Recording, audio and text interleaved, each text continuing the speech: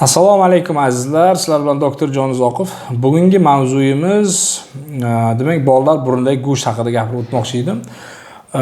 Bolalar burundagi go'shtni nima uchun oldirish kerak va u xuddiki insonlarning hayolida bir onkologiya o'smadek bo'lganligi uchun bunga chuqurroq kirib o'sha tushuntirishlar olib bormoqchiman.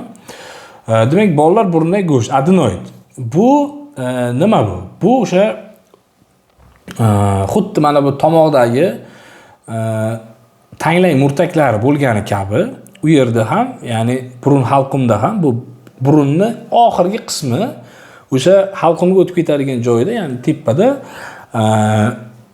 o'sha adenoid bezlari turli xil joyda joylashgan, ya'ni sochilib joylashgan va u ish faoliyati juda ham kuchayib ketganda, ya'ni qachon kuchayib ketadi?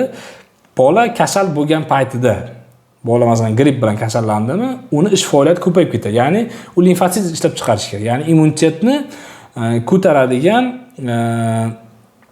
immunitet kasallik bilan ishlaydigan, demak kasallik bilan kurashadigan qon hujayralari ishlab chiqarganligi uchun ham o'sha yerda demak shunaqangi holat, ya'ni gipertrofiya bo'lib ketadi.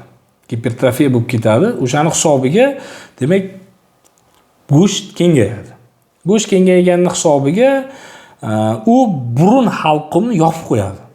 Go'sht kengayapti, burun halqumni yopib qo'yapti. U ya'ni karamga o'xshab o'sadi. 1 qavat, 2 qavat, 3 qavat qilib shunday qilib o'sib chiqadi, har xil bo'lib. Va kengayib yopib qo'ygan hisobiga bola burun orqali yaxshi nafas ola olmaydi. Bola yaxshi nafas ola olmasa burun orqali, demak bu yerda og'iz qo'shimchasiga og'iz demak yordamga keladi nafas olishga. Og'iz orqali nafas olgandan keyin, ya'ni og'iz inson burun orqali nafas olish uchun yaratilgan. Burun aynan nafas olish uchun yaratilgan. Uni funksiyasi buziladi, yaxshi bo'lmaydi uni funksiyasi va burunda juda ham ko'p o'sha turli xil shilliqlar paydo bo'lishi, xurrak otish, pastki jag'ni kichrayib yoki orqaga qarab yoki oldinga qarab siljib ketishi, yuz tuzilishini xunuklashishi, tishlar qatorining buzilishi, eshish pasayishi, o'sha tez charchab qolish, asabiylik bolada yuzaga kelishni boshlaydi. Buni oqibatida. Ya'ni bu asorat. Buni o'zi burundagi go'shtni o'zi hech qanday asorat bermaydi. Burundagi go'shtni o'zi turgani. Ya'ni bu amnay qilib shishgacha bo'lib turgani, shishib turgani yoki boshqa narsa qilib turgani bu hech qanday asorat bermaydi. Lekin uni oqibatidagi burun orqali yaxshi nafas olmaslik mana shu narsaga olib keladi. Ya'ni bitta organ ishlamayapti degani.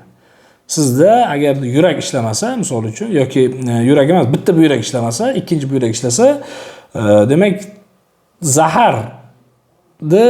organizmda zaharni yaxshigina ko'ngildagidek обработка qila olmay qoladi organizm. Ya'ni siz o'sha yashash tarzingizni o'zgartirishni boshlaysiz. Shunga qarab maxsus ovqatlar yeyishni boshlaysiz, shunga qarab suv ichishni boshlaysiz va hokazo. Bu ham xuddi shunday. Bitta organ ishlamayapti, ya'ni burun ishlamayapti yaxshi degan. Burun yaxshi ishlamayaptimi? Demak, u orqali bu organizm butun bir sistema bo'lganligi uchun bitta organ yaxshi ishlamagandan keyin boshqa organlar ish faoliyati kuchayadi. Buni oqibatida esa kompensatsiya degan narsa bor organizmda. O'sha narsa demak sekin-asta, ya'ni o'zining zaxirasini yo'qotishni boshlaydi. 2 barobar ko'p ishlagandan keyin. Burunning o'zining funksiyasi esa ishlamagandan keyin u butunlay to'xtashi ham mumkin.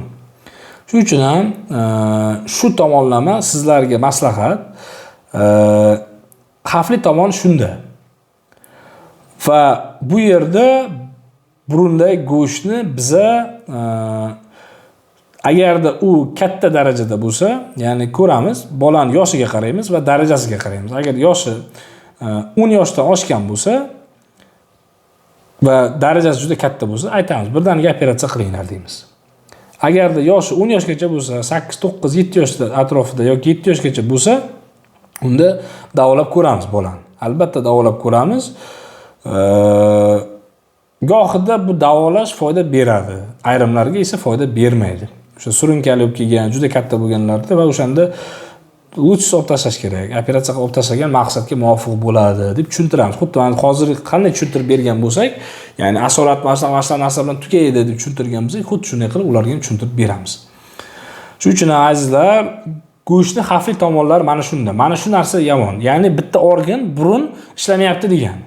Bu orqali quloqqa asorat, bu orqali tomoqqa asorat va ular ham o'zini ishini yaxshi bajarmaganliklari uchun butun organlar sistemasiga demak ta'sir qilishni boshlaydi.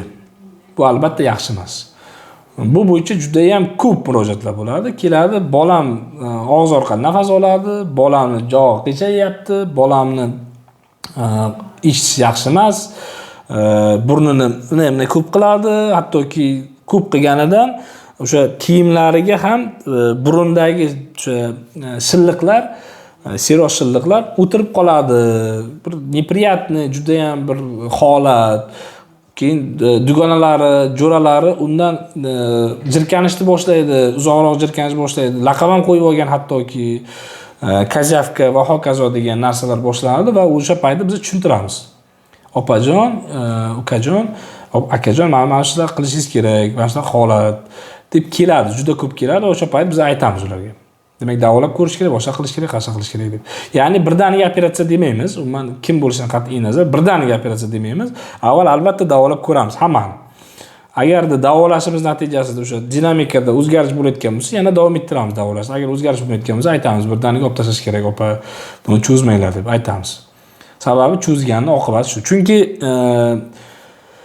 bizning bemorlarimiz, ya'ni o'zimizni o'sha qora ko'z o'zbeklarimiz desak bo'ladi, tashvish juda ko'p, ish ko'p, o'sha mas'uliyat bilan, disiplina bilan olib kelmaydi bolani.